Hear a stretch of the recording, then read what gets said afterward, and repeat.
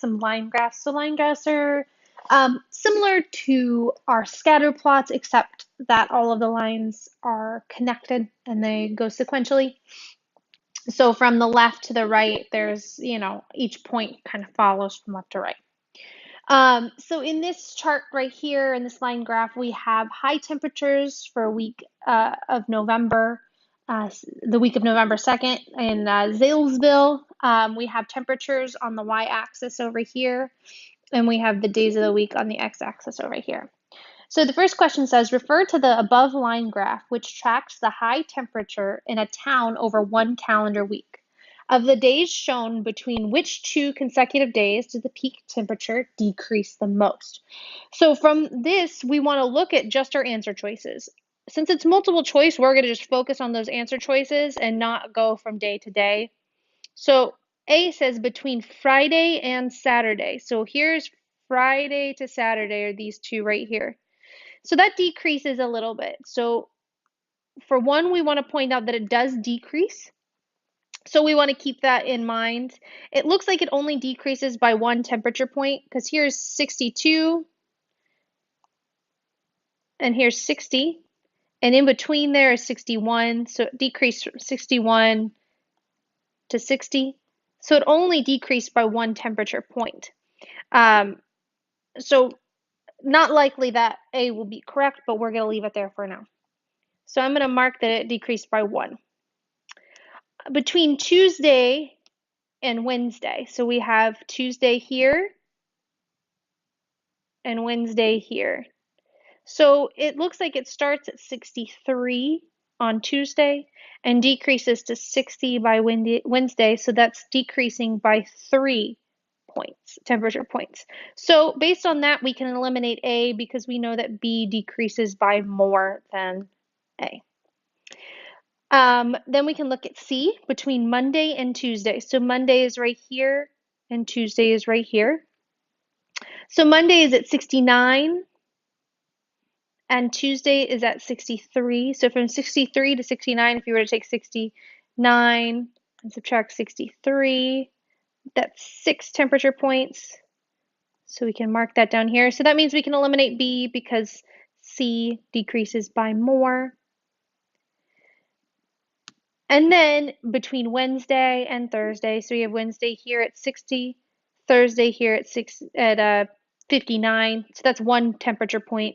So we can also eliminate B. So in this case, our answer is going to be C between Monday and Tuesday. So when we're looking at a question like this, I think it's very important to have a method. So we went from each answer choice and just eliminated them one by one. Instead of just looking at these and going, okay, I'm going to look at the chart and see between which 2 points it decreases most. We only have 4 answer choices. So really, we just have to look at 4 different time periods. So just those 4 answer choices to get our right answer. So in that one, our answer is C. So let's look at the next question. Of the days shown, how many had a peak temperature at or above 60? So let's go ahead into our chart and look at 60 degrees right here and see how many days were at or above 60. From this, we can just count the points so that are above or at 60. So we have 1, 2, 3, 4, 5, 6. So our answer is going to be C for this one. All right, and let's look at the next question. How many days shown have a peak temperature higher than Friday's high temperature? So let's look at where Friday's high temperature is. It's at 61, so I'm going to make a line all the way across. I only want to show the days that are higher than that line. So drawing a line on this helps me really look and visualize what I'm doing. When you're taking this test, it's very important to mark up, make notes, draw pictures, anything that will help you visualize better is something that'll help you on the test. So from here, it makes it very easy for me to count the points that are above that line. And if you see, that is also going in this line graph, we have monthly enrollments. On our x-axis, we have the months, January, February, March, and April. And on the y-axis, we have the number of enrollments over here. So it says, our question is, how many enrollments were there in January? So this is pretty straightforward. We have January right here, and we want to go up and see how many enrollments there were. How many, where is that point? And if we look, it's right at 10. So again, we can make some of these questions very easy by age. So in this line graph, we have 12th grade enrollments. So down here at the bottom on our x-axis, we have the year that it is from 2012 to 2016. And then on the y-axis, we have the number of enrollments for the 12th grade that year. The question says approximately how many 12th grade enrollments were there in 2013? So we have 2013 right here. This is going to be very similar to the question we just did. We're going to go all the way up until we cross our line. And we have it right here, which is just below 140. So we're going to look at those answer choices and see which one of them is below 140. Just below. So it's not going to be 129. We can eliminate A. It's not going to be 116 B because that's, down below, further down. C says 142. Well, 142 would be like up here somewhere. And so our line is below that. So we can eliminate C. D says 136, which is pretty accurate. It's right around there. And E says 121. 121 would be like right here. So we can eliminate E. So our answer is going to be D. If you notice, whenever I first look at a chart or a graph, I first determine what is on my x-axis and what is on my y-axis.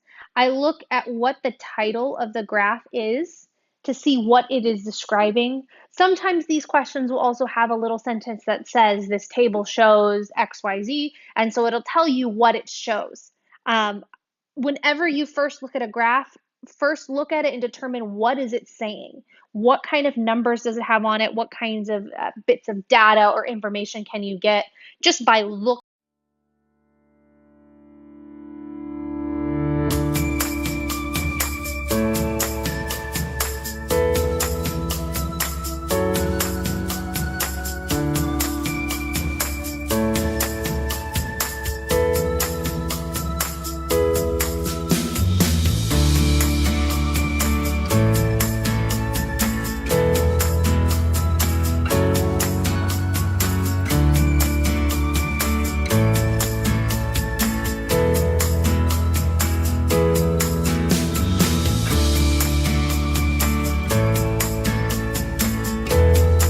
So in this one, the first thing you should have done is looked at the X and the Y axes and determined what is it showing. So in this, we have all of the months of the year listed on our X axis. And then on our Y axis, we have the inches of rain received. So if you just by looking at that without looking at any questions or anything, we know that this chart, this line graph, shows the inches of rain during every month of the year. So if we are looking at that, we can go ahead and look at the questions now. The first question says, what is the average amount of rain in inches received in the first 6 months of the year? So looking at this, we want to see first, what is it asking? So it only wants us to look at the first 6 months of the year. So it wants us to look at January, February, March, April, May, and June. So this is the only part of the graph we're going to be looking at for this first question. All right, so it says, what was the average amount of rain in inches? So if you think back to average is also the same as our mean. So looking at this, not only do we have to know how to read the graph, but we have to take that information and then turn it into a math problem. We have to look at the average. So if you look at this in January, it's in between 1 and 1.5, so that's 1.25 for January. In February, we're looking at about 2.25. In March, it's also at 2.25. In April, we're looking at about 4.75 because it is in between 4.5 and 5.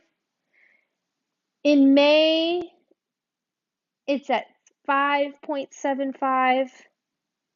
And then in June, we're at 6.5. So if we think back to when we were talking about mean and averages, we add them all together and then divide by the amount, the number of variables that we have.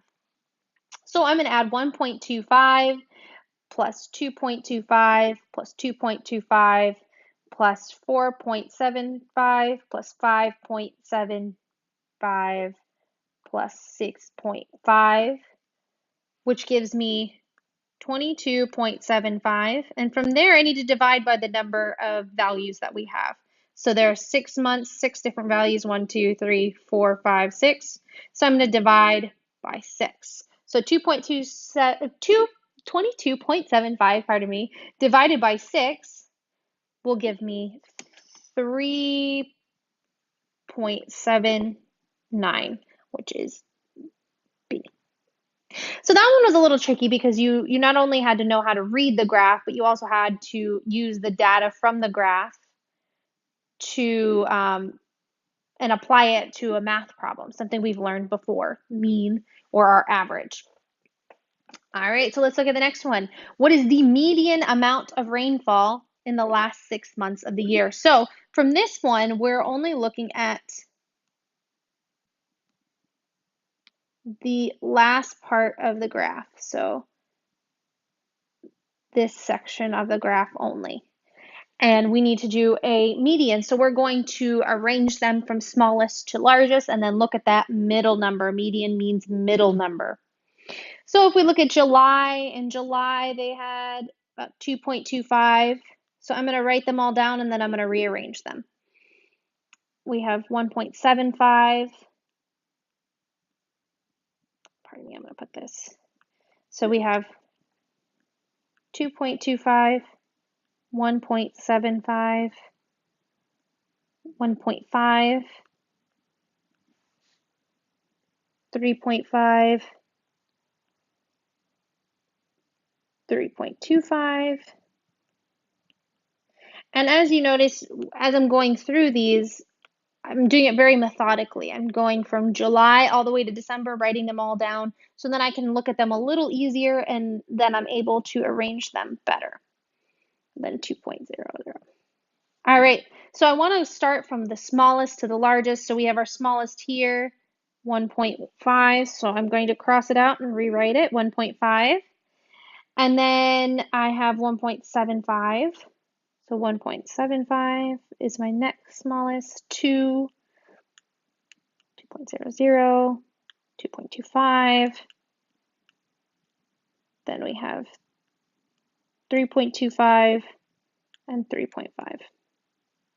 So I arrange them from smallest to largest, and then I'm looking for the middle. So we have 3 on this side, 3 on this side, so our middle is here. So we want to know what's in between 2 and 2.5. So without doing any math whatsoever, I can look at my answer choices. So I know it's going to be greater than 2, but less than 2.25. So I can eliminate A and B because I know it has to be in between those two numbers. I can also eliminate C because 1.75 isn't between those two numbers at all. It's below both of those numbers. D says 2.125. 2.125 does fall between those two letters right there, or two numbers. So my answer choice is going to be D. Without even having to do the math and figure out what's between those two, I can use my answer choices. That is the only answer choice that is between these two numbers, so that's what it has to be. So for those, you should have gotten B and D. Those were a little tricky because it required you to think back to what a mean and a median is and apply those using the data from our chart. Questions on the GED will be like that, where it'll give you a chart and it might be as simple as